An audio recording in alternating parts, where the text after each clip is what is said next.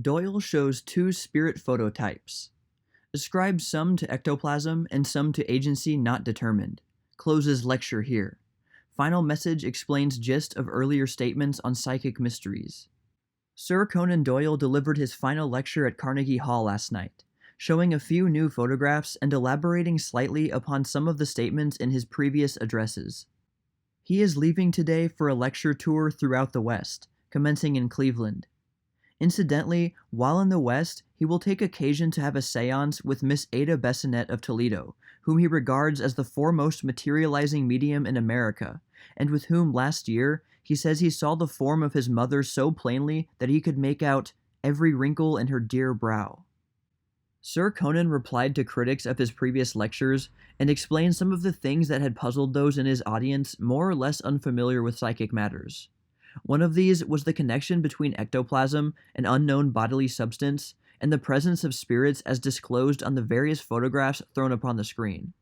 For the first time in any of his lectures, Sir Conan appeared to modify his views concerning these photographs, by saying that some of them undoubtedly were ectoplasmic forms built up in the way he frequently has described, and others were imprinted upon the plates in a manner unknown to psychic investigators. This explains, he said, the two distinct classes of photographs, one of the medical type showing exudations of ectoplasm for mediums in which no recognizable shapes were apparent, and the other the ordinary spirit photographs of conventional forms and figures that appeared to have no connection with the medium or the photographer, who often was some distance away.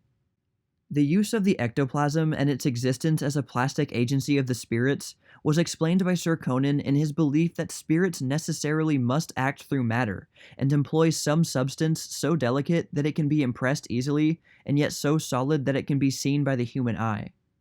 The regurgitation theory was scouted by Sir Conan as too absurd to be taken seriously. He said ectoplasm does not always come out of the mouth, but from all parts of the body, as has been proved by Professor Crawford in the Gallagher experiments. He showed many pictures taken in the days before ectoplasm was discovered and named, all showing a sort of psychic arch above and around the heads of the materialized forms. The pioneer spiritualists, he said, did not understand the forces of ectoplasm, but knew that forms could be produced only in a darkened room, a fact that laid them open to a great many criticisms of fraud. Science has found, said Sir Conan, that ectoplasm dissolves in the light, and all the earlier experiments of the spiritualists, which were considered peculiar years ago, have been explained through rigid investigation. The presence of earrings upon the spirit photograph of a smiling young woman, which was commented upon by a number of persons in his former audiences, was explained as due to a common occurrence.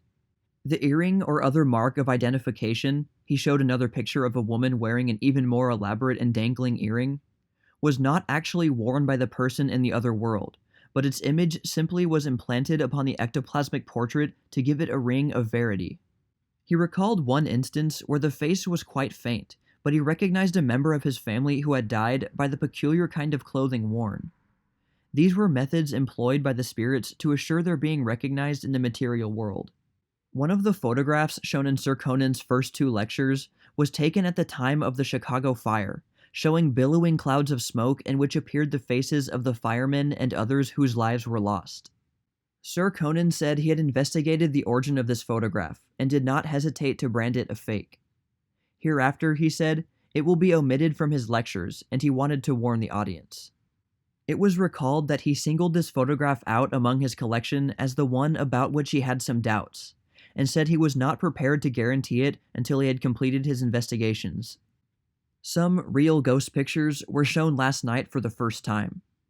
Sir Conan described what in his opinion constitutes a ghost. It is an earthbound spirit who is so imbued with material thoughts that it cannot rise. Often it is obsessed with the idea of money, and often with the thought of revenge. Several photographs taken in English houses known to be haunted, he said, showed malevolent-looking beings glancing down from behind pillars and posts, far different from the smiling, happy creatures that mediums have brought back from the other land. Sir Conan read part of the article that appeared in the New York Herald giving the interview which its London correspondent had with Mrs. Dean, the psychic photographer, who took the pictures showing the forms of the dead hovering over the heads of the crowds before the cenotaph in London.